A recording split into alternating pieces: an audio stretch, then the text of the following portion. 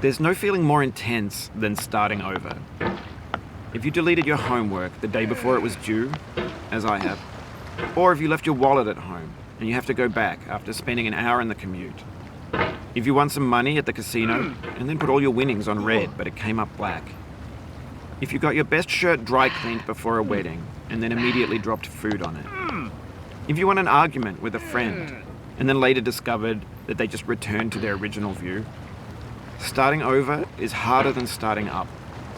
If you're not ready for that, like if you've already had a bad day, then what you're about to go through might be too much. Feel free to go away and come back. I'll be here.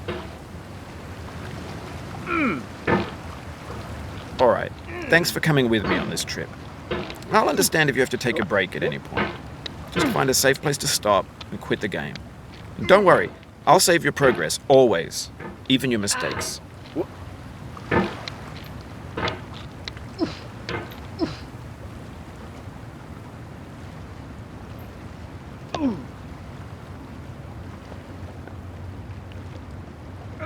This game is a homage to a free game that came out in 2002, titled Sexy Hiking. The author of that game was Jazuo, a mysterious Czech designer who was known at the time as the father of B games. And B games are rough assemblages of found objects.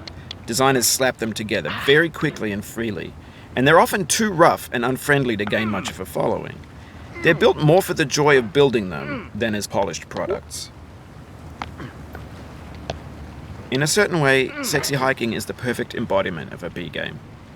It's built almost entirely out of found and recycled parts, and it's one of the most unusual and unfriendly games of its time. In it, your task is simply to drag yourself up a mountain with a hammer. And that act of climbing, in the digital world or in real life, has certain essential properties that give the game its flavor. No amount of forward progress is guaranteed. Some cliffs are too sheer or too slippery. And the player is constantly, unremittingly in danger of falling and losing everything.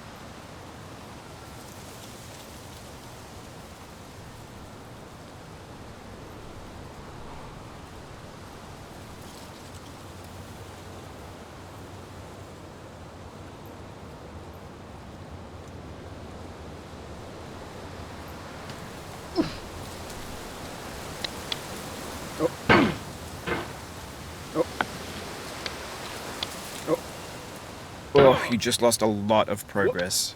That's a deep frustration, a real punch in the gut.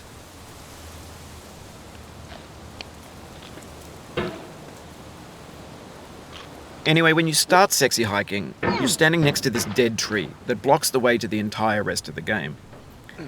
It might take you an hour to get over that tree, and a lot of people never got past it.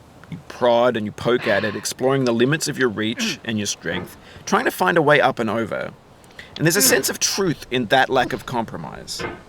Most obstacles in video game worlds are fake. You can be completely confident in your ability to get through them once you have the correct method or the correct equipment or just by spending enough time.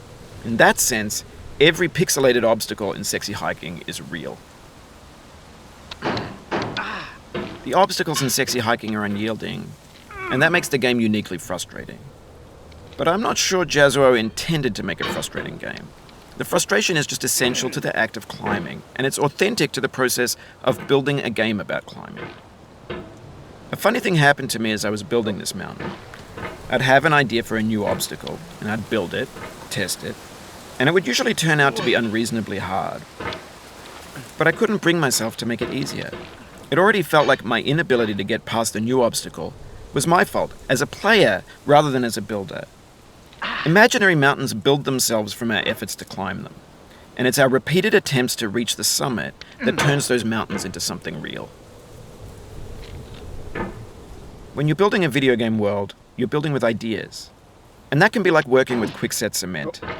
You mold your ideas into a certain shape that can be played with, and in the process of playing with them, they begin to harden and set until they're immutable, like rock. And at that point, you can't change the world. Not without breaking it into pieces and starting fresh with new ideas.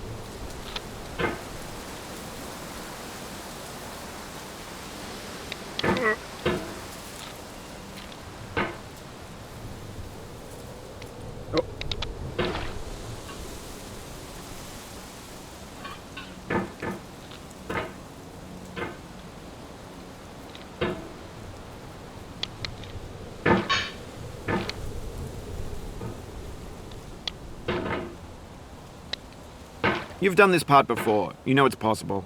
Just do what you did the first time.